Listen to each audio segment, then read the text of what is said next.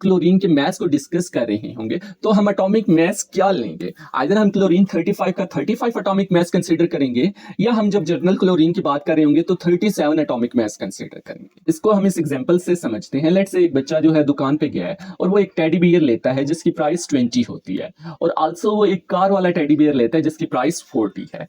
अब अगर हम एवरेज निकालें तो हम 20 प्लस 40 करेंगे डिवाइडेड बाय, क्योंकि टू थिंग्स थी तो 2 से डिवाइड करेंगे तो एवरेज प्राइस हमारे पास 30 आ जाएगी।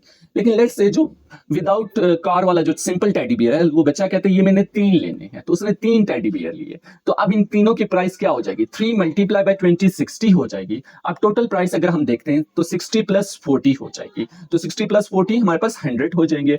अब अगर हम एवरेज निकालें तो चूंकि अबंडेंस हमारे पास 4 चीजें थी तो अबंडेंस 4 होगी, तो 100 डिवाइडेड बाय 4 एवरेज हमारे पास प्राइस हर एक की 25 आ जाएगी। इन शॉर्ट हमने क्या किया, हमने अबंडेंस को मल्टीप्लाई किया प्राइस से। हमारे पास अबंडेंस 3 थी टेडी बियर की, तो 3 को मल्टीप्लाई किया हमने 20 से, प्लस हमारे पास कार वाले टेडी बियर 1 था तो 1 को मल्टीप्लाई किया 40 से, तो टोटल हमारे पास क्या हुए उससे हम डिवाइड कर लेंगे। तो देखिए सिर्फ हम अबंडेंस 3 प्लस 1 किया तो हमारे पास 4 आया, तो 4 से हमने डिवाइड किया, एवरेज प्राइस हमारे पास आ गई 25। अब यही एग्जांपल क्लोरीन पर फिट करते हैं। क्लोरीन हमारे पास एक 35 है जिसकी अबंडेंस हमारे पास 75% वो नेचर में प्रेजेंट होता है। इसी तरह क्लोरीन 37 हमारे पास 25% वो नेचर में एग्जिस्ट करता है। अब हम क्या करेंगे, अबंडेंस को मल्टीप्लाई करेंगे मास नंबर से, तो 75 multiply by 35 plus 25 multiply by 37, और अब अबंडेंस को हम ऐड करेंगे तो 75 प्लस 25 हमारे पास 100 हो जाएगा, तो 100 से हम डिवाइड कर देंगे, हमारे पास आंसर आएगा 35.5।